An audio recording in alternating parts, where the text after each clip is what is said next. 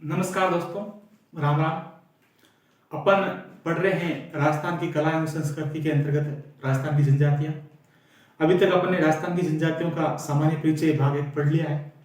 अगर आपने वो वीडियो नहीं देखा है तो पहले वो वीडियो देख लीजिए, उसके बाद इस वीडियो को देख लीजिए, क्योंकि अपन सारे वीडियो सीरीज में बनाएंगे और ये कला एवं संस्कृति का दूसरा वीडियो है। इस वीडियो में अपन देखेंगे मीणा जनजाति। तो दोस्तों अपन देखते हैं, एक शब्द है मीणा। मीणा मीणा शब्द की उत्पत्ति कैसे हुई? तो संस्कृत भाषा में एक शब्द आता है मीन। ये किसका शब्द है? संस्कृत शब्द जिसका अर्थ होता है मछली या मत्स्य। मीना शब्द की उत्पत्ति इस मीन से हुई है। मीन अर्थात मीन का मीना हुआ और मीना का अपभ्रंश रूप मीणा हुआ। दोस्तों एक पुराण है जिसका नाम है मत्स्य पुराण।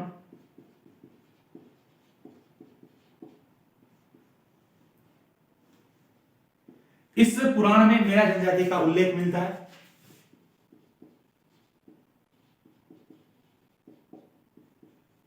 मीणाओं का उल्लेख यह पुराण है दोस्तों, जो भगवान विष्णु के मत्स्य अवतार का वर्णन करता है।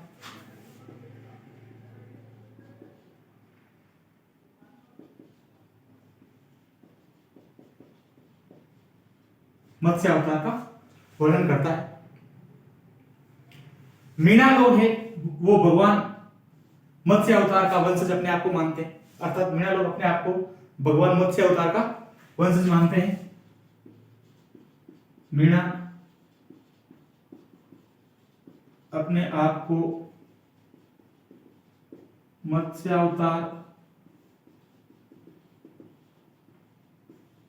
का वंशज मानते हैं। दोस्तों मत्स्य अवतार का वंशज मानते हैं, ये कहते हैं कि मत्स्य अवतार थे वो हमारे पूर्वज थे, इसलिए ये लोग मछली का मांस नहीं खाते। मछली का मांस नहीं खाते हैं और कहते हैं कि हमारे आदिम पुरुष है वो भगवान मत्स्य अवतार है। अब मत्स्य अवतार पुराण के हिसाब से जो मत्स्य अवतार है इसकी तिथि मानी गई है चैत्र शुक्ल तृतीया। चैत्र शुक्ल तृतीया ये मानते हैं कि इस दिन भगवान मत्स्य अवतार का अवतार हुआ था। और ऐसा कहा जाता है कि एक बार महर्षि मनु घूम रहे थे और वो कृतमाला नदी के आस पहुंचे। वहां से सूर्य भगवान को जल अर्पण कर रहे थे और एक कमंडल भर के जल अपने घर ले आए थे। उसमें एक साथ में मछली आ गई थी। घर आके देखा तो उस मछली का आकार कमंडल के आकार का हो गया। तो वापस मछली जाकर के जैसे ही नदी में छोड़ दी तो वो मछली अपने आकार में रूप में वृद्धि करने लगी। तो उन्होंने ये सोचा कि ये मछली कोई अलौकिक है। तो उन्होंने मछली से पूछा, हे प्रभु आप कोई अलौकिक हो, सामान्य प्राणी नहीं हो, तो आप अपना प्रयोजन बताइए। तब उस मछली ने कहा था कि 7 दिनों बाद सृष्टि का प्रलय होने वाला है, तो आप एक काम करिए, 7 दिनों तक सृष्टि में जितनी कितनी भी औषधियां हैं, मनुष्य जीव जंतु है, इन सब के बीज एकत्रित कर लीजिए और एक नाव में आ जाइए। और फिर उस मछली ने मनु को नाव में बिठा करके जल प्रलय से बचाया था और उससे आगे सृष्टि का विकास हुआ, ऐसा ये मानना है। चैत्र शुक्ल तृतीया को इनका मत्स्य अवतार हुआ था, इसलिए इस दिन मीणाओं में मत्स्य जयंती मनाई जाती है। और संपूर्ण राजस्थान में इस दिन एक और त्यौहार मनाया जाता है जिसका नाम है गंगोत्सव त्यौहार। दोस्तों मत्स्य अवतार के दिन एक बात और बता दें कि ये विष्णु का प्रथम अवतार है। अगर भगवान विष्णु का ये प्रथम अवतार है इसका मतलब भगवान विष्णु के और भी अवतार हुए होंगे। हाँ दोस्तों, भगवान विष्णु के अभी तक 9 अवतार हो चुके हैं। 9 अवतार में कौन से? मत्स्य अवतार, कच्छ अवतार, हयग्रीव अवतार, सूर अवतार, वामन अवतार, राम अवतार, कृष्ण अवतार, परशुराम अवतार और एक अवतार बुद्ध अवतार को भी भगवान विष्णु का अवतार मानते हैं। तो ये भगवान विष्णु के 9 अवतार हो गए। और एक अवतार जो 10वां अवतार है वो भविष्य में होगा। तो दोस्तों थोड़ा भगवान विष्णु के 10 अवतार के बारे में पढ़ लेते हैं।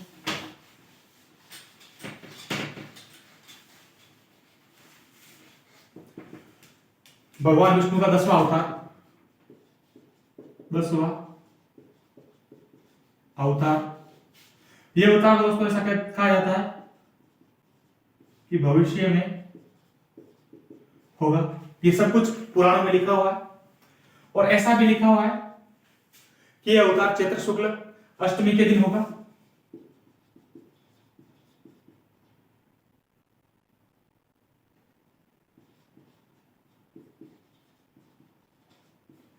चैत्र शुक्ल अष्टमी के दिन होगा, इसलिए इस दिन को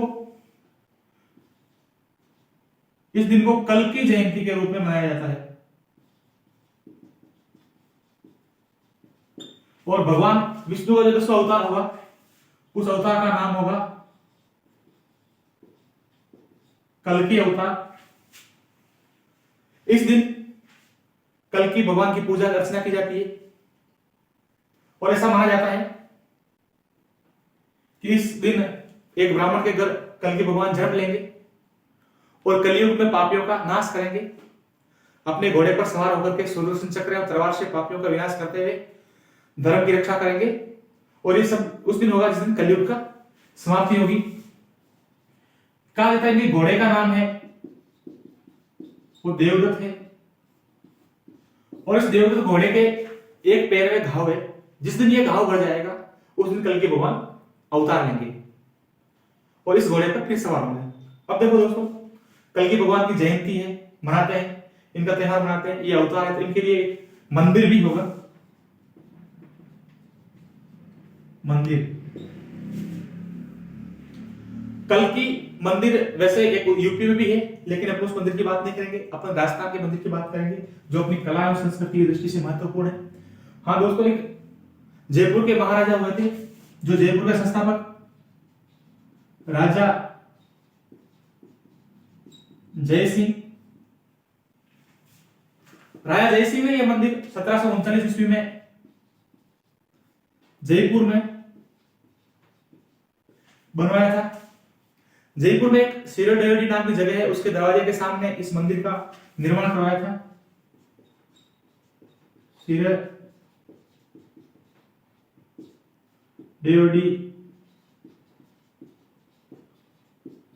दरवाजे के सामने ये जो मंदिर है द्रविड़ शैली का मंदिर है और ऐसा कहा जाता है कि इस मंदिर की जो चित्रकारी और कलाकृतियां हैं वो विशेष प्रकार के पत्थर इस मंदिर को बनाने में प्रयुक्त हुए हैं। और ये जो भी मंदिर है ये पुराणों को आधार मानते हुए उनके अनुसार इसकी रचना की हुई है। इस राजा जी के एक दरबारी कवि हुए थे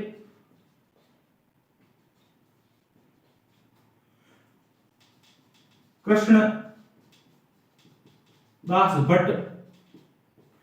इन्होंने अपना एक महाकाव्य लिखा था, उस महाकाव्य का नाम था ईश्वर विलास। ईश्वर विलास में उन्होंने कल्कि भगवान की वंदना की है। महाकाव्य लिखा था कृष्ण विलास भट्ट ने, एक महाकाव्य लिखा था ईश्वर विलास। इसमें इन्होंने किया क्या है, कल्कि वंदना की है।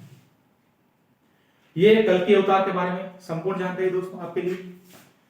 अब देखो दोस्तों, बात आती है कि मीणाओं के बारे में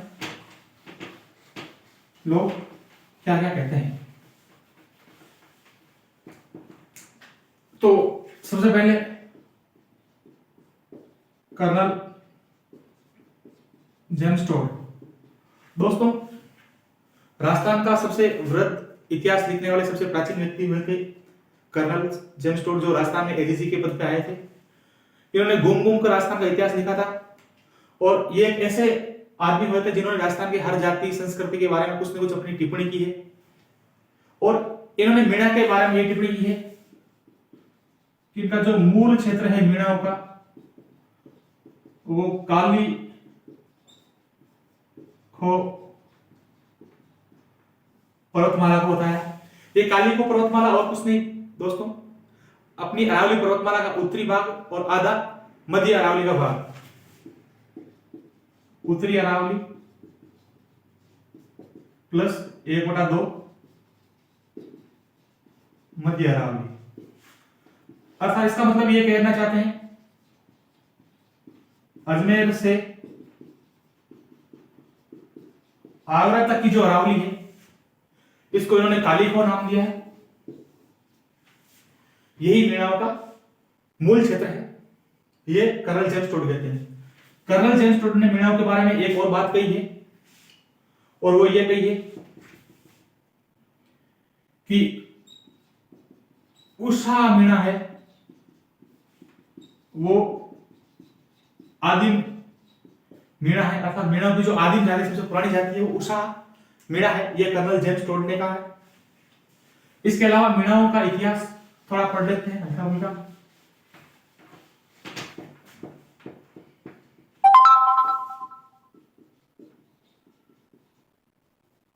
इतिहास दोस्तों, मीणा का इतिहास बहुत समृद्ध रहा है।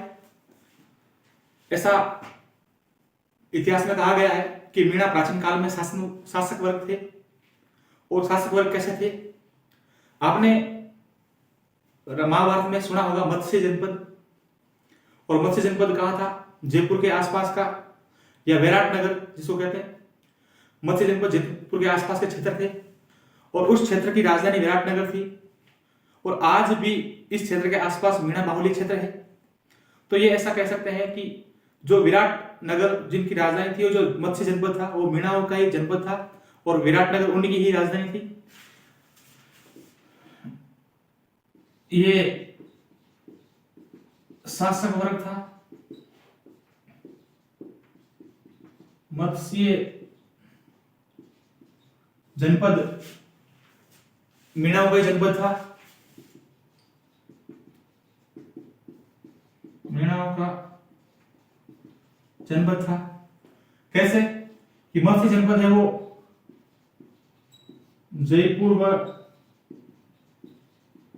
आसपास का क्षेत्र और राजधानी थी इनकी विराट नगर। दोस्तों वही विराट नगर जहां पर पांडवों ने अपना अज्ञातवास बिताया था।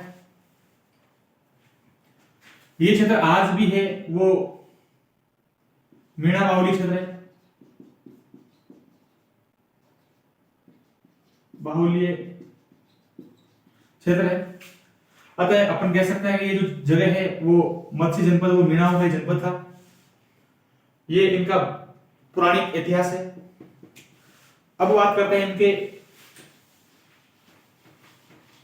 मध्यकालीन इतिहास के बारे में।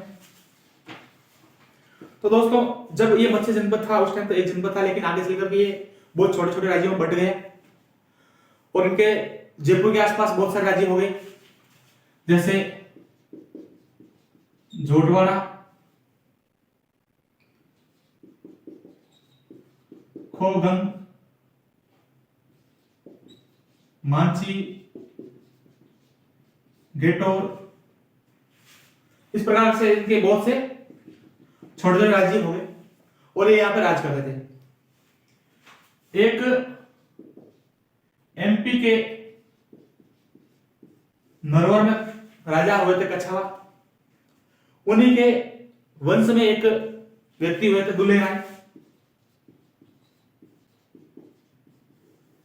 दुल्हे राय की जो ये इनका क्षेत्र है यहीं पे इनकी ढूंढाड़ क्षेत्र में इन्होंने शादी कर ली और शादी करने के बाद इन्होंने क्या किया, नरवर बड़े भाई को राज्य मिल गया और ये यहाँ आए और अपनी कुछ सेना लेके यहाँ आए और सबसे पहले इन्होंने क्या किया, खौगंग पर आक्रमण कर दिया। उस टाइम खौगंग में आलिंसा नामक राजा का राजा राज्य करते थे। खौगंग पर आक्रमण करके उसको जीत लिया और ऐसा कहा जाता है कि इनके इस प्रथम आक्रमण में, प्रथम युद्ध में 1500 मीणा सैनिक वीर गति को प्राप्त हुए और 1500 मीणा सैनिक जो वीर गति को प्राप्त हुए उनमें से जो मीणा को शादीशुदा थे उनमें से कुछ की पत्नियों ने उनके पीछे आत्मदाह किया था, उनके पीछे सती हुई थी। इनकी देवलियां आज भी खौगंग के आसपास देखने को मिलती है। उसके बाद दुलेराय ने आक्रमण कर दिया मांझी पर, पहला खौगंग पर, दूसरा आक्रमण इन्होंने मांझी पर किया।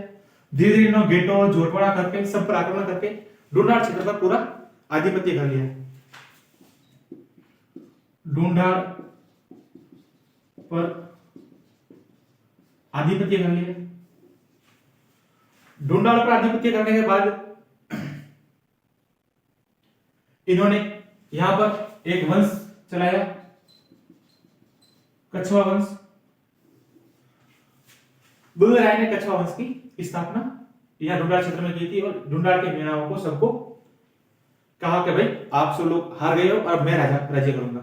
लेकिन दोस्तों जब भी कोई नया राज्य बाहर से आता है तो उसको या तो बहुत सी अपनी सेना बाहर से लेके आनी पड़ती है, बहुत से व्यक्ति बाहर से लेके आने पड़ते हैं, या फिर क्या करना पड़ता है वहीं के लोगों के साथ सामने से बिठा के राज्य करना पड़ता है। वरना ये मीणा लोग यहाँ के क्यों चाहेंगे कि कोई बाहर का व्यक्ति आके हमारे ऊपर राज करे। तो इन्होंने क्या किया, दुलेराय साहब ने मीणाओं को प्रशासन में भागीदारी दी, प्रशासन में भागीदारी दी, प्रशासन में भागीदारी दी। कहा कि कुछ पद जो है वो मीणाओं के लिए है और मोस्टली जो पद चौकीदारी के पद थे वो मीणाओं को दे दिए। तो जो मीणा चौकीदारी करते थे वो कहलाए चौकीदार मीणा। पर एक राजा के लिए तो संभव नहीं है कि कास्ट के प्रत्येक व्यक्ति को वो नौकरी पे रख सके, इसलिए जो जिनको नौकरी पे नहीं रखा उन्होंने खेती करनी शुरू कर दी और वो कहलाए जमींदार मीणा।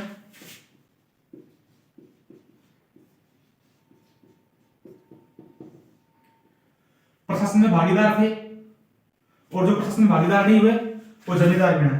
तो चौकीदार मीणा क्या करते थे, नौकरी करते थे और ये क्या करते थे, कृषि करते थे। दोस्तों आज भी अपने समाज में देखते हैं एक तो कृषक होता है, एक गवर्नमेंट जॉब वाला कर्मचारी होता है। तो आर्थिक स्थिति किसकी ज्यादा अच्छी होती है, नौकर की। कृषि की इतनी आर्थिक स्थिति अच्छी नहीं होती है, इसलिए जिसकी आर्थिक स्थिति अच्छी होगी उसका रहन सहन अच्छा रहेगा, जिसकी आर्थिक स्थिति कमजोर रहेगी उसका रहन सहन उतना कमजोर रहेगा। इसलिए ये लोग है वो उच्च वर्ग कहलाए, ये लोग है वो निम्न वर्ग कहलाए। चौकीदार मीणा उच्च वर्ग कहलाए और जमींदार मीणा है वो निम्न वर्ग कहलाए। अब जमींदार मीणा के पास जमीन है वो अपनी है, ऐसा नहीं कि जमीन छोड़े नहीं चले जाए। तो उनके जैसे आगे वंश बढ़ता गया, उन्हीं के संतान उस पर जमीन बोती गई और वो वहीं के वहीं रह गए, अर्थात पीढ़ी दर पीढ़ी वहीं से वहीं, जो जहां के जमा वहीं से वहीं। इससे मतलब जो पुराने लोग हैं वो जमींदार मीणा है, अर्थात जहां के बसे हुए पुराने लोग जिस जगह के वो जमींदार मीणा। तो इनको कहते हैं पुराणावासी। उच्च वर्ग है उनको बोलते हैं नयावासी। दोस्तों एक बात और आती है कि चौकीदार मीणा है वो जमींदार मीणा को अपनी बेटी का विवाह नहीं करेंगे, जबकि चौकीदार मीणा जमींदार मीणाओं की बेटी से विवाह कर लेंगे, अर्थात जमींदार मीणाओं की लड़की से तो शादी कर लेंगे लेकिन अपनी लड़की जमींदार मीणाओं को नहीं देंगे। ये इनमें है।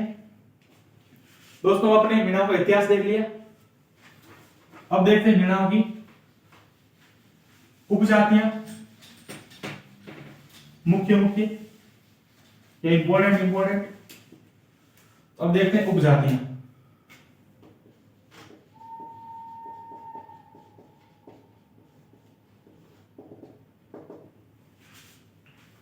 दोस्तों आपने ट्रेन की आवाज सुनी होगी, मैं रेलवे कर्मचारी हूं और मेरा जो घर है वो रेलवे स्टेशन के जस्ट पास में है, रेलवे ट्रैक के। तो ट्रेन की आवाज आपको बीच बीच में आ सकती है। उपजातियां, देखो दोस्तों उपजातियां पढ़ने से पहले अपनी एक बात पढ़ते हैं कि भाट, जो मीणाओं के भाट है, राजस्थान में एक ऐसी जाति है जो लोगों की वंशावलियों को संजोने रखने का काम करती है, वंशावलियों का रखने का काम रखती है। उनको क्रमवार रखती है। वो जाति का नाम है भाट। जो मीणाओं के भाट है वो कहते हैं कि मीणा जाति में 12 पाल, 32 तड़ वो 5248 गोत्र है। ये मीणा कहते हैं। दोस्तों मीणा जनजाति में कुछ शोध हुए थे, तो जो शोध करता है वो कहते हैं मीणाओं की टोटल 24 खापे हैं और उन खापों में बहुत सी आगे उपजातियां हैं। एक दोस्तों मीणाओं में जैन मुनि हुए थे।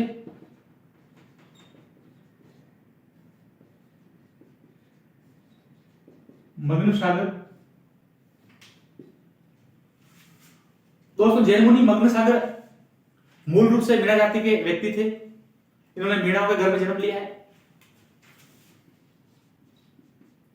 और ऐसा कहा जाता है कि इन्होंने अपने गांव के आसपास एक पटवारी था, उससे अक्सर ज्ञान लिया था और उसके बाद इन्होंने जैन धर्म से दीक्षा ली थी। जैन धर्म में दीक्षा ली और जैन धर्म दीक्षा लेने के बाद इन्होंने अपने समाज पर शोध किया, सामाजिक शोध कार्य किया था और इन्होंने बहुत से जैन साहित्यों को पढ़ा, हिंदी में उनका अनुवाद किया, बहुत से संस्कृत ग्रंथों को पढ़ा, हिंदी में उनका अनुवाद किया और उन्होंने अपने समाज पर एक ग्रंथ लिखा, अपने समाज की गोत्रों का उल्लेख किया उसमें। उस ग्रंथ का नाम इन्होंने दिया था मीणा पुराण।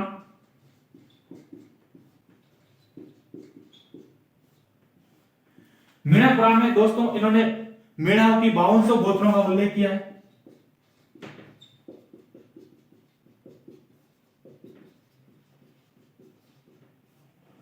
इन्होंने मीणाओं की 5200 गोत्रों का उल्लेख मीणा पुराण में किया है। इसके अलावा दोस्तों इन्होंने बहुत से सामाजिक सुधार कार्य किए हैं।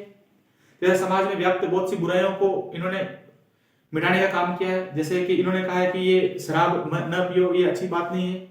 इसके अलावा उस टाइम जनजातीय के विरुद्ध में कुछ बहुत से कानून चल रहे थे अंग्रेजों के, उन्होंने उस कानून के विरुद्ध आवाज भी उठाई थी। इसके अलावा इन्होंने एक 1944 में मीणाओं की महासभा का आयोजन करवाया था। महासभा का आयोजन करवाया था। इस महासभा का निर्देशन, नेतृत्व और अध्यक्षता मुनि जैन मुनि मग्न सागर ने की थी। दोस्तों कोई भी व्यक्ति किसी भी समाज के लिए इतना कार्य करेगा तो वो समाज के लिए पूजनीय हो जाएगा। तो ये भी समाज के लिए पूजनीय हो गए और मीणा लोग इन्हें अपने आचार्य गुरुदेव कहते हैं।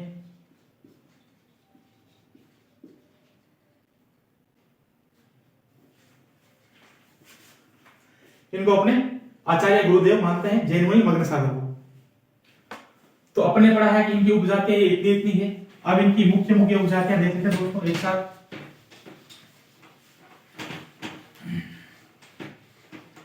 अपने जैसे पहले पढ़ा है पुराणावासी। पुराणावासी अर्थात जमींदार मीणा। नयावासी अर्थात चौकीदार मीणा, जो नए आके बसे। इसके अलावा उत्साह मीणा, जिनको कर्नल जेम्स टॉड ने आदिम मीणा कहा है। इसके अलावा उजला मीणा। उजला मीणा वो मीणा होता है जो गाय का मांस नहीं खाते।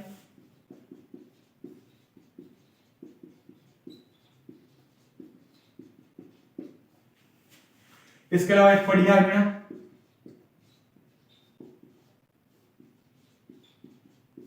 दोस्तों ये वो मीणा है जो पाडे का मांस खाते हैं।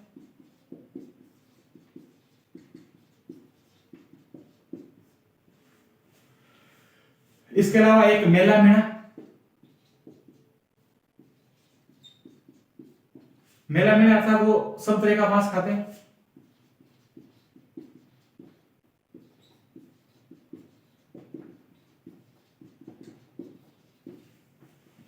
दोस्तों एक है सुरतवाड़ मीणा।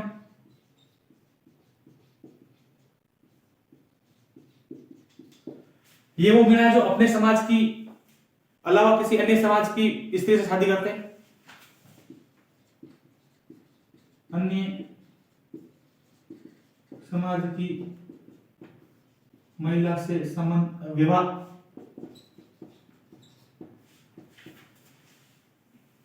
इसके अलावा एक है रावत मीणा। दोस्तों ये जो अजमेर मेरवाड़ा क्षेत्र के आसपास निवास करने वाले मीणा है वो रावत मीणा कहलाते हैं, और ये कहते हैं कि हम राजपूतों के वंश हैं।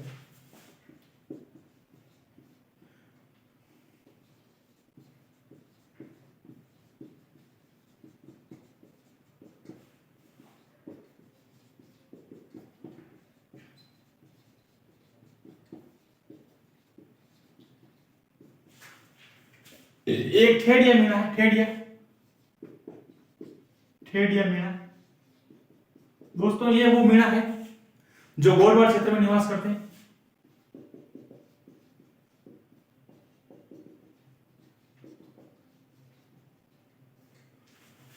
गोलवाड़ क्षेत्र में निवास करते हैं।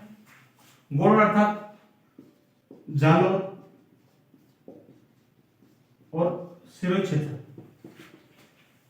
दोस्तों अपने मीणाओं की उपजातियां देखिए। अब देखते हैं मीणाओं का क्षेत्र विशेष, और कौन कौन क्षेत्र जो मीणाओं के जनसंख्या जहां सबसे ज्यादा मीणाओं की और सबसे ज्यादा मीणा लोग वहां रहते हैं। तो ये है दोस्तों अपना प्यारा राजस्थान,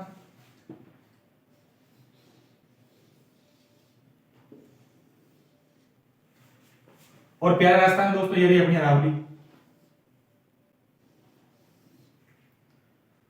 दोस्तों अपन ने ये पढ़ा है कि मत्स्य क्षेत्र था वो मीणा का क्षेत्र था, और आज भी वह मीणा बाहुल्य है। तो मत्स्य का जयपुर और जयपुर के आसपास का ये क्षेत्र। तो इस क्षेत्र में कौन कौन से जिले आते हैं? जयपुर, करौली,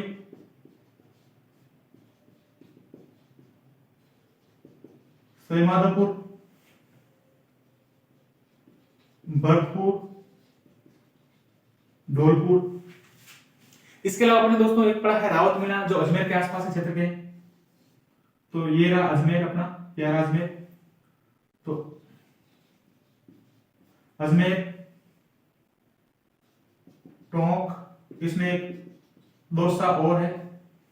इसके अलावा एक मीणा जनजाति के लोग हैं वो यहाँ उदयपुर और इसके आसपास के क्षेत्रों में वो रहते हैं। उदयपुर, डूंगरपुर, सिरोही, उदयपुर, डूंगरपुर, सिरोही। मीणा सबसे ज्यादा एक नंबर जयपुर में रहते हैं, उसके बाद उदयपुर में रहते हैं, उसके बाद करौली, सवाईमाधोपुर में रहते हैं। और अपन भारत की बात करें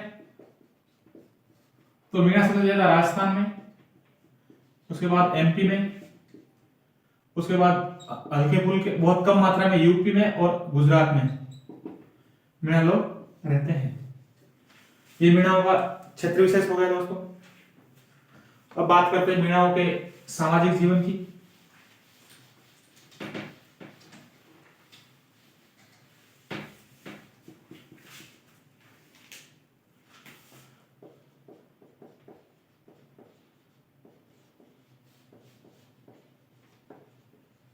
सामाजिक जीवन वैसे तो दोस्तों मीणा शासन वर्ग से थे, और आजकल मीणा जनजाति न रह करके अपने आप को बहुत समृद्ध बनाया है, काफी शिक्षित है, इनकी आर्थिक स्थिति बहुत ज्यादा मजबूत है। तो आज अगर अपन मीणा क्षेत्र में जाएंगे तो ऐसा लगेगा नहीं कि जनजाति क्षेत्र है, क्योंकि ये बहुत समृद्ध बनाया, लेकिन इनके पूर्वज एक जनजाति के तौर पर जीवन यापन किया था, इसलिए अपन इनको जनजाति के रूप में पढ़ रहे हैं। इनका सामाजिक जीवन है वैसे काफी अन्य जातियों की तुलना में काफी उच्च और अच्छा आर्थिक स्थिति में है, काफी अच्छा सामाजिक जीवन है, लेकिन कुछ चीजें हैं वो अन्य समाजों से भिन्न है, तो उनको अपन पढ़ते हैं। तो इनमें सबसे पहले आता है नेवासे। दोस्तों अपन ने जैसे पढ़ा है कि इनका जो मुख्य क्षेत्र है जो ढूंढाड़ जयपुर के आसपास का, और उसके अलावा भरतपुर, धौलपुर। तो भरतपुर, धौलपुर के आसपास क्षेत्र है वो दोस्तों मेवात कहलाता है। मेवात का मतलब है कि मेव लोगों का निवास, अर्थात जहां पे मेव सबसे ज्यादा रहते हैं, उसी से ये मेव शब्द बना है।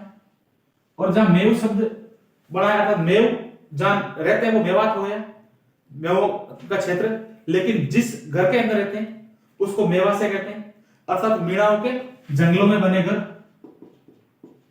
जंगलों में रहने वाले मीणाओं के घर। एक शब्द आता है इनके लिए गोटन। गोटन का अर्थ एक टोली से होता है, सहेलियों या दोस्तों की टोली या सहेलियों या दोस्तों का समूह, गोटन। सहेलियों या दोस्तों का समूह गोटन कहलाता है। एक इनके शब्द आता है ढाणी। दोस्तों गोटन एक गांव भी है, नागौर में एक कस्बा है जो सफेद सीमेंट उत्पादन के लिए फेमस है। बात करते हैं ढाणी। ढाणी का मतलब होता है बहुत कम घरों का समूह। जैसे कोई व्यक्ति किसी गांव से काफी दूर घर है, सॉरी कोई व्यक्ति जिसका गांव से काफी दूर खेत है और वो हर रोज खेत से अप डाउन करने में परेशानी महसूस करता है, तो वो वहीं रहने लग गया। उसके बाद उसकी संतानें भी वहीं रहने लग गई, वहीं घर बनाने लिए, और उनकी संतानें भी इस प्रकार से 8-10 घरों का एक समूह बन गया। उस समूह को ढाणी कहते हैं। तो कम घरों का समूह है वो ढाणी कहलाता है। ढाणी वैसे अधिकतर मारवाड़ में शब्द प्रयोग होता है। एक घर हो चाहे 3 घर हो, 10-15 घर हो, या तो गांव होगा या ढाणी हो। तो कम घरों का समूह, यह जो छोटे गांव से भी छोटा है उसको ढाणी कहते हैं। एक यहाँ पे व्यक्ति विशेष आता है पटेल। पटेल दोस्तों क्या होता है, ढाणी या गांव का मुखिया होता है उसको पटेल कहते हैं।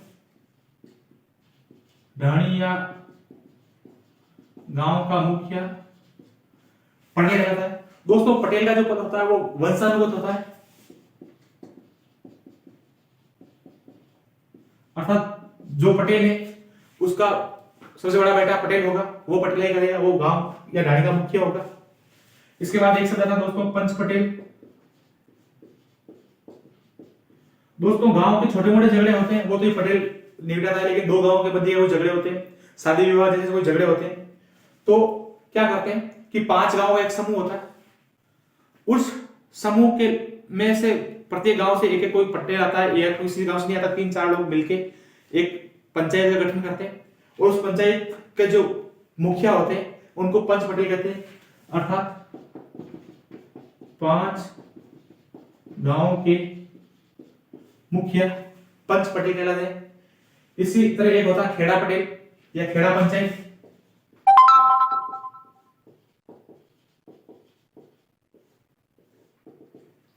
खेड़ा पंचायत, दोस्तों खेड़ा पंचायत क्या होती है, 6 मील की परिधि के अंदर जो गांव होते हैं उन गांवों के समूह को खेड़ा कहते हैं, और उनकी जो पंचायत होती है उसको बोलते हैं खेड़ा पंचायत। 6 मील की परिधि के गांवों की पंचायत खेड़ा पंचायत कहलाती है। इसके अलावा इनके लिए एक और चीज आती है 84।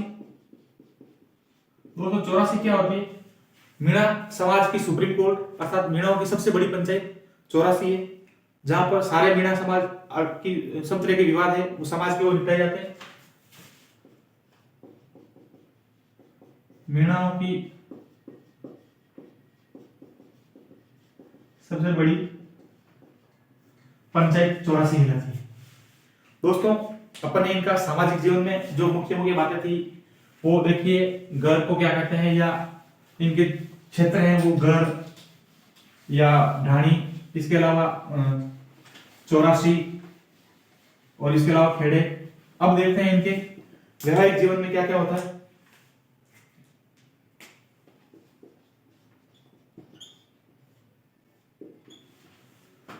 मीणा समाज में दोस्तों सबसे ज्यादा बाल विवाह का प्रचलन है।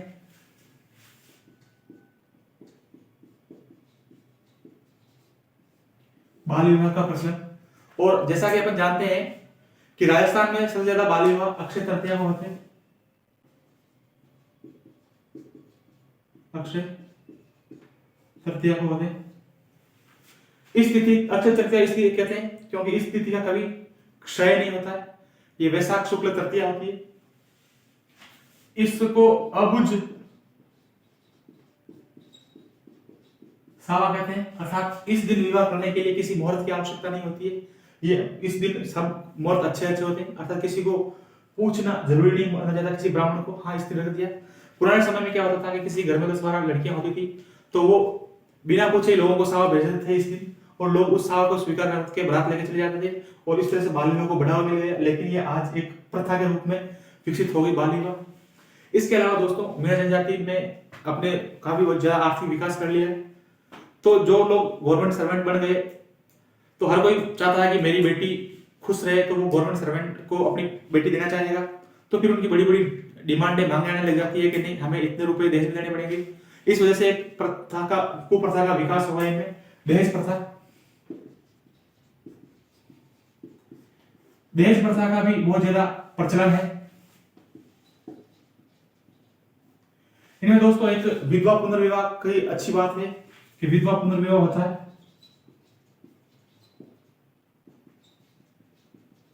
विधवा पुनर्विवाह इनमें होता है। इनके विवाह के टाइम में दोस्तों एक चीज होती है मोरनी मारणी, मोरनी मारणी या मारना। दोस्तों ये मारना है वो राजस्थानी चित्रकला, लोक चित्रकला का हिस्सा है। इसमें क्या होता है कि कुछ अपने जो लोक रंग होते हैं, जैसे अपने आसपास में आसानी से मिल जाए, जिसमें घेरू और पांडु मुख्यतः होते हैं। घेरू क्या होता है, कच्चा पत्थर होता है जो पर्वतों से निकलता है घेरू कलर का, उसको पानी में घोलो कलर तैयार हो गया है। इसके अलावा पांडु क्या होता है, कली होती है, कली का शुद्ध रूप, अच्छा रूप, वो व्हाइट कलर हो गया। तो इनके पास 2 कलर तो हो ही गए। इसके अलावा हल्दी है। इन कलरों को मिला करके कुछ फूल पत्तियां और ज्यामितीय आकृतियों को मिक्स करके विशिष्ट तरह की आकृति बनाई जाती है, उसे मांडना कहते हैं। मांडना अपनी घर के दरवाजे की चौखट पर, अपनी दीवारों पर या आंगन में बनाए जाते हैं। ये बहुत सुंदर और खूबसूरत होता है दिखने में। ये मोरनी मांडना क्या होता है, मोर पक्षी को ये अपना प्रिय पक्षी मानते हैं और विवाह के अवसर पर इसका मांडना बनाते हैं, और ये कहते हैं कि मोर है वो खुशहाली का प्रतीक है। विवाह के अवसर पर मोर का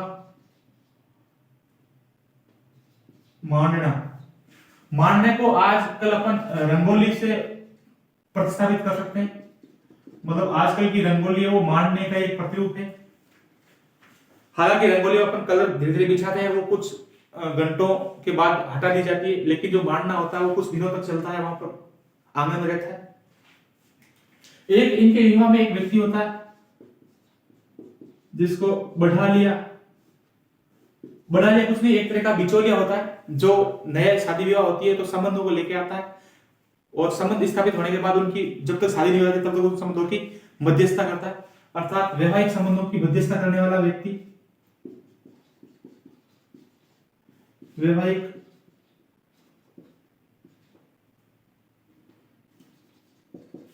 की मध्यस्थता करने वाला व्यक्ति। दोस्तों ये मामा, फूफा, चाचा, ताऊ या दोस्त या कोई अन्य व्यक्ति भी हो सकता है। अब इनमें एक प्रथा है छेड़ा फाड़ना।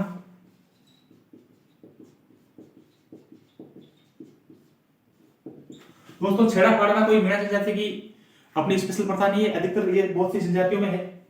ये एक तलाक का रूप है, तलाक का रूप है। इसमें क्या कहा जाता है कि जब कोई व्यक्ति अपनी स्त्री का परित्याग कर देता है तब उसकी साड़ी को आधा फाड़ करके उसे ओढ़ा देता है, और मीणा जनजाति में वो स्त्री अपने सर पर पानी का भरा मटका लेके तब चलती रहती है, और वो तब तक चलती रहती है जब तक कोई उसकी मटकी उतार न ले, और जो उसकी मटकी उतारेगा वो उसका भावी जीवन साथी होगा। बिलों में ये छेड़ा फाड़ना है, लेकिन वहां पर वो स्त्री मटकी लेके नहीं चलती है, जबकि उसकी साड़ी के पल्लू में है पैसे बांध दिए जाते हैं। इस प्रकार से इसके अलग अलग रूप है। ये तलाक का एक रूप है जिसमें साड़ी को फाड़कर ओढ़ा दिया जाता है। दोस्तों छेड़ा फाड़ने में क्या है, आदमी अपनी औरत का त्याग करता है, जैसे भगवान राम ने सीता का त्याग किया था। इसी प्रकार से लेकिन भगवान श्री राम के मन में सीता हरदम थी, लेकिन इनका तो वो रिश्ता वहीं पे खत्म हो जाता है। इसके अलावा एक प्रथा होती है नाता प्रथा। नाता प्रथा में क्या होता है दोस्तों, झगड़ा हो गया स्त्री पुरुष में, तो जो स्त्री है वो अपने जीवित पति और बच्चों को छोड़ करके किसी दूसरे व्यक्ति के साथ रहने लग जाती है, उसे नाता प्रथा कहते हैं। जीवित पति व बच्चों को छोड़कर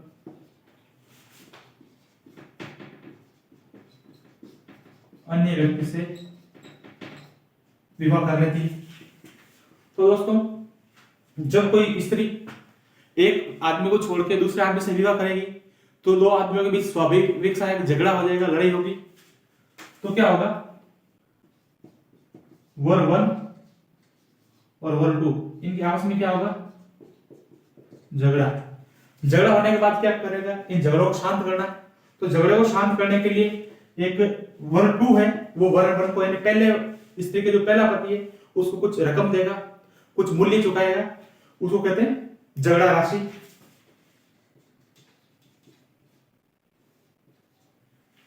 झगड़ा राशि क्या होगी दोस्तों, नाता प्रथा में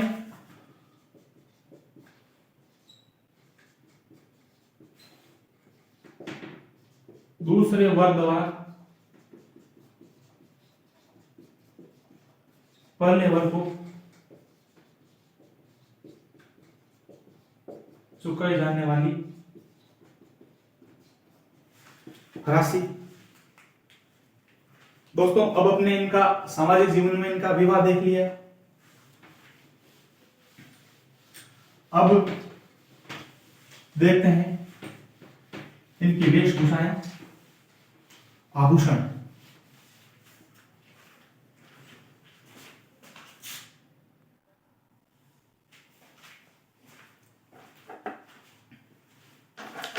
दोस्तों, इनके विवाह जीवन में एक और चीज छूट गई थी, आटे साटे की प्रथा। दोस्तों, इस प्रथा में क्या होता है, लड़के और लड़की की शादी एक ही घर में कर देना। लड़के व लड़की की शादी एक ही घर में करना। दोस्तों, इस प्रथा के दो अलग अलग रूप हैं। अगर इस प्रथा को अच्छे पॉइंट ऑफ व्यू से देखें तो जिस घर में लड़की का जन्म नहीं हुआ है उस घर के लड़के की विवाह नहीं होगा, क्योंकि इस विवाह में क्या होता है, आपको लड़के की शादी करने के लिए अगर कहीं से लड़की लेके आते हो तो उसके बदले में आपको एक लड़की देनी पड़ती है। तो इसमें कन्या जन्म को बढ़ावा मिलता है। लेकिन अगर किसी घर में लड़की नहीं है, उस लड़के को शादी करनी है, तो वो फिर अपने रिश्तेदारों से किसी लड़की को उधार लेगा और अपने शादी के लिए वहां लड़की भेजेगा, जैसे बुआ, मामा, फूफा, चाचा, ताऊ से। और जब अपने घर में जब भी लड़की होगी तो वो उस लड़की को वापस उनके घर में जब विवाह होगा तो देगा। लेकिन इस प्रथा में एक बात यह है कि जब आमने सामने दो विवाह हो जाते हैं तो किसी एक दंपति में आपसी झगड़ा हो जाता है और वो आपस में साथ में नहीं रह पाते हैं, और दूसरे दंपति जो खुशहाल जिंदगी जी रहे होते हैं, तो एक झगड़े के कारण दोनों परिवार टूट जाते हैं। इसलिए यह प्रथा बहुत गलत प्रथा है, वरना ये लड़की के जन्म को बढ़ावा देने वाली बहुत अच्छी प्रथा भी मानी जाती है। इनमें एक गोद लेने की प्रथा भी है। गोद लेने की प्रथा तो जैसे आप सब लोग जानते ही हो कि जो निसंतान दंपति होते हैं वो अपनी संपत्ति का वारिस बनाने के लिए किसी भी बालक को पुत्र मानकर उसको पाल पोस कर बड़ा करते हैं और उसे अपना उत्तराधिकारी बना देते हैं। अब दोस्तों, बात करते हैं इनकी वेशभूषा। दोस्तों, जैसा कि अपन जानते हैं कि ये पहले शासक वर्ग थे, तो इनकी वेशभूषा भी नॉर्मली सामान्य है। मीणा पुरुष है वो धोती, कमीज और साफा पहनते हैं, और स्त्रियां हैं वो नॉर्मली घाघरा, कांसली और ओढ़नी पहनती है। लेकिन में कुछ इंपॉर्टेंट चीजें हैं, जैसे खुंगाली। खुंगाली क्या होता है दोस्तों, यहाँ पर खुंगाली। दोस्तों, खुंगाली क्या होता है, मेरा जनजाति की स्त्रियों का एक प्रमुख आभूषण होता है। मुख्य स्त्रियों का मुख्य आभूषण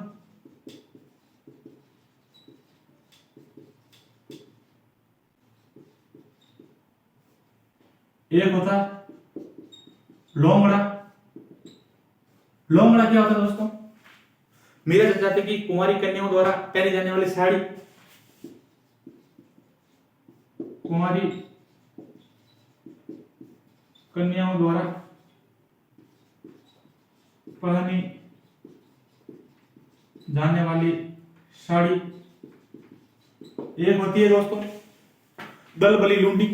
दलबली लुंडी क्या होती है? लाल या हरे रंग का एक विशेष प्रकार का ओढ़ना होता है। दलबली लुंडी ये घर है, लाल व हरे रंग का विशेष ओढ़ना होता है या ओढ़नी होती है। घर लाल व हरे रंग की विशेष ओढ़नी होती है जिसे दलबली लुंडी कहते हैं। इसके अलावा इनकी खुंगाली और लंगोट। अब देखते हैं दोस्तों मीरा जनजाति का धार्मिक जीवन।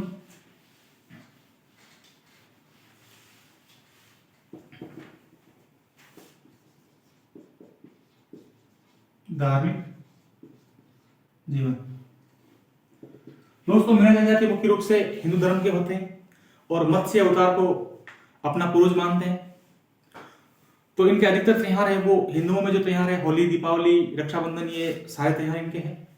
इसके अलावा इनके एक लोक देवता है वो है भुज देवता। एक इनके कुल देवता है वो है भूरिया बाबा।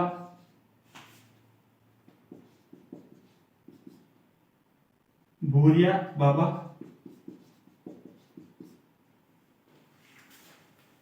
इनका मोर है वो प्रिय पक्षी है। मोर है वो प्रिय पक्षी है। इनके आचार्य गुरु है वो मुनि मग्न सागर, जिसके बारे में अपने पहले पढ़ लिया था। चलो आचार्य गुरु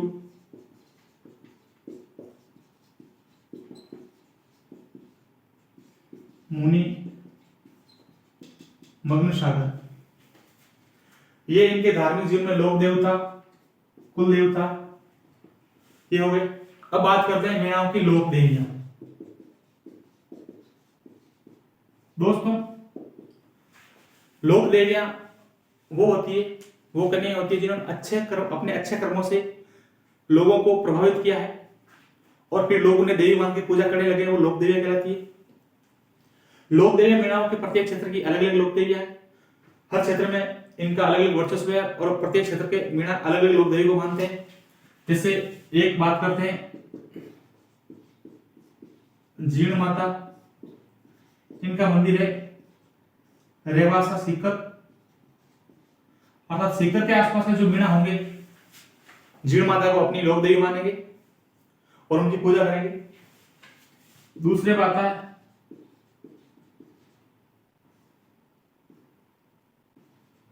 जमवाई माता। जमवाई माता का मंदिर जमवा रामगढ़ है, तो जमवा रामगढ़ के आसपास का क्षेत्र है वो लोग जमवाई माता को अपनी आराध्य देवी मानेंगे। जमवा रामगढ़ जयपुर। और ये जमवाई माता थी दोस्तों दुल्हे राय की बिटिया थी ऐसा कहा जाता है।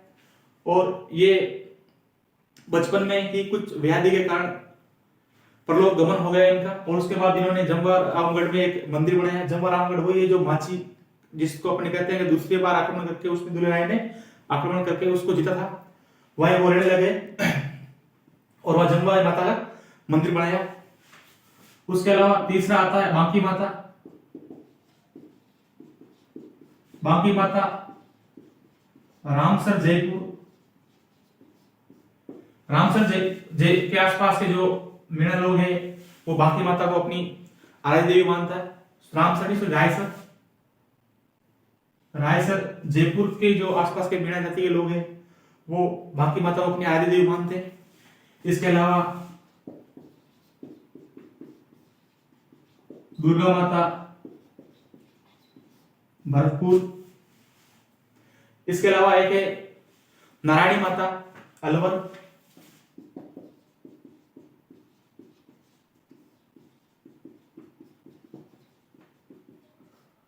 दोस्तों ये नारायणी माता जो अलवरवाड़ी है वो नाइयों की कुल देवी है, नाई समाज की कुल देवी है, नाई जाति कुल देवी है। लेकिन इस माता में जो पुजारी है इस माता के मंदिर में वो मीणा जाति के लोग हैं।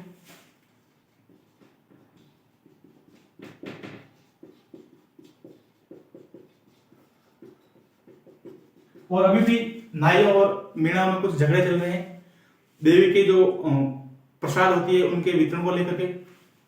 इसके अलावा एक केला देवी त्रिकूट पर्वत करौली में इनका मंदिर है, केला गांव के पास त्रिकूट पर्वत करौली। इसके अलावा एक माता इनकी चौथ माता,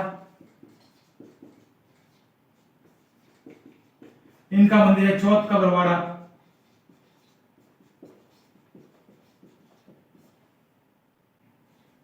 सवाई माधोपुर। तो ये मीणाओं की कुल देवियां हो गई, जीण माता, जमुआई माता, बांकी माता, दुर्गा माता, नारायणी माता, केला देवी, चौथ माता। इसके अलावा और भी क्षेत्रों की लोक देवियां हैं वो इनकी कुल देवियां हैं। अब दोस्तों बात करते हैं मीणाओं के मेलों के बारे में।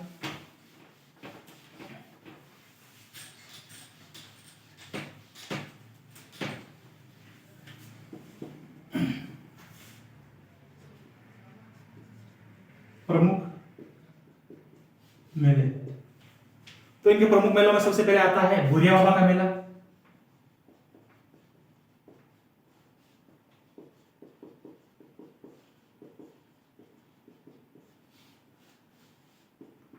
दोस्तों भूरिया बाबा का मेला है वो अरनोद प्रतापगढ़ में पाया जाता है।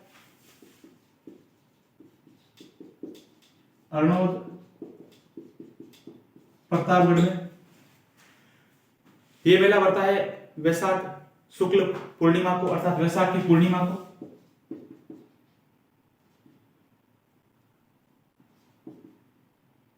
वैशाख पूर्णिमा को ये मेला बढ़ता है अरनोद प्रतापगढ़ में। दोस्तों एक मेला और बढ़ता है पासोलिया गांव, पोसालिया गांव,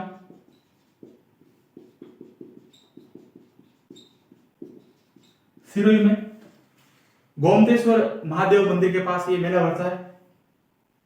ये मेला बढ़ता है दोस्तों नवरात्रों में 2 दिन तक। जैसे कि हमने पढ़ा था भूरिया बाबा है वो इनके कुल देवता है। भूरिया बाबा को ये गोमतेश्वर भगवान भी के नाम से भी जानते हैं, गोमतेश्वर भगवान के नाम से। मीणा लोग भूरिया बाबा की झूठी कसम नहीं खाते हैं।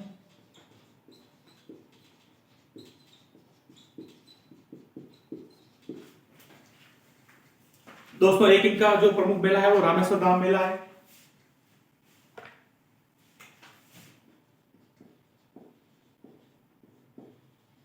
रामेश्वर धाम मेला, रामेश्वर धाम मेला है दोस्तों ये त्रिवेणी संगम पर मनाया जाता है, चंबल के किनारे, चंबल के किनारे, चंबल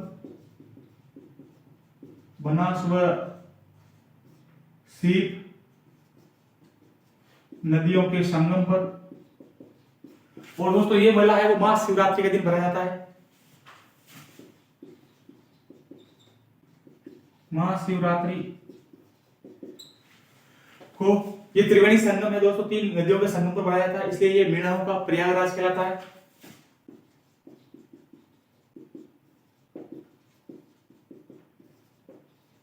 और मीणा जाति के लोग अपने पूर्वजों की अस्थियों का तर्पण या विसर्जन अधिकतर यहीं पर करते हैं, न कि हरिद्वार में। इसके अलावा दोस्तों इनका एक मेला है केला देवी का मेला।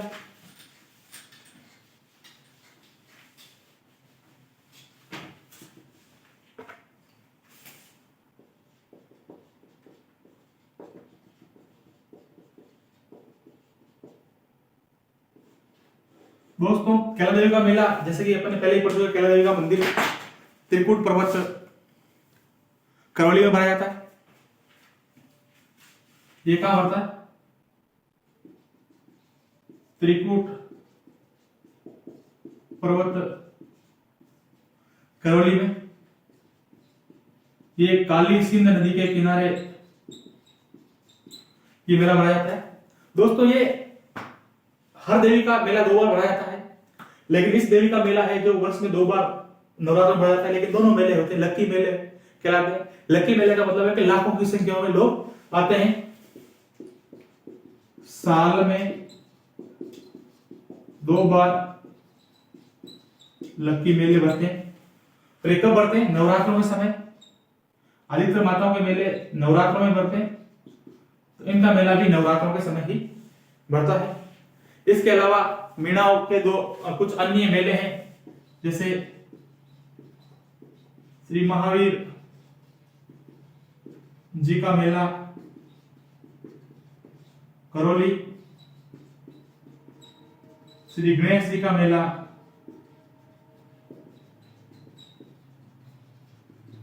माधवपुर। दोस्तों मीणाओं का सबसे मुख्य नृत्य है वो नेले नृत्य है। ये होली के दिन किया जाता है। ये उदयपुर और डूंगरपुर के आसपास के मीणा जाति के लोग हैं वो करते हैं। तो ये डूंगरपुर उदयपुर में किया जाता है। इसके अलावा दोस्तों मीणाओं की कुछ वाद्य यंत्र की बात करें तो एक किमकारी होता है।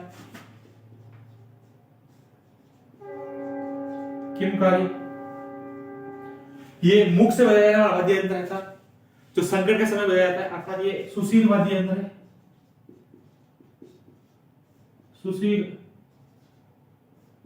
वाद्य यंत्र, और ये संकट के समय बजाया जाता है। दोस्तों मीणा जाति के जो लोग होते हैं पुराने टाइम में हाथ में एक लाठी रखते थे, उस लाठी को ये लोग गेंडी कहते थे, जिसको मारवाड़ में गेंडी कहा जाता है। मीणा लड़कों के हाथ की लाठी या लकड़ी। इसके अलावा दोस्तों एक इनके ओवरी नामक अपन ने छोड़ दिया था समाज में, उनके सामाजिक जीवन में ओवरी। ओवरी क्या होता है? अनाज रखने की कोठी को ओवरी कहा जाता है। आर्ट एंड कला की दृष्टि से लगभग मीणाओं की स्टडी है वो खत्म हो गई अपनी। अब एक मीणाओं में चीज बची है, ब्रिटिश रेजिमेंट। दोस्तों मीणा जैसे कि लोग पुराने टाइम बोलते हैं कि शासक को आतंकित कर देते थे, शासन को वेदांत डालते थे, इसलिए ये अपनी कुछ टुकड़ियां बना देते थे, अर्थात सैनिक टाइप का जीवन जीते थे। तो ये सैनिक टाइप का जीवन जीते थे, तो ब्रिटिश सरकार ने क्या किया था, इनके लिए अलग से रेजिमेंट की स्थापना की थी। ये एक इन्फेंट्री टाइप रेजिमेंट थी, अर्थात पैदल सेना थी। तो इस रेजिमेंट में क्या किया था कि मीणाओं को योद्धा वर्ग के रूप में मान्यता देने के लिए उन्होंने इस रेजिमेंट का गठन किया था। इस रेजिमेंट का गठन किया देवली में। देवली कहां है दोस्तों? देवली टोंक की तहसील है। और ये देवली लगभग मीणा जो जयपुर ढूंढाड़ क्षेत्र के मीणा है उनके चारों तरफ का लगभग सेंटर पॉइंट है। तो इस सेंटर पॉइंट पे मीणाओं के लिए इन्फेंट्री रेजिमेंट की स्थापना ब्रिटिश लोगों ने की थी। ये मीणाओं के बारे में आज अपन खत्म करते हैं। इसी आशा के साथ जय हिंद जय भारत।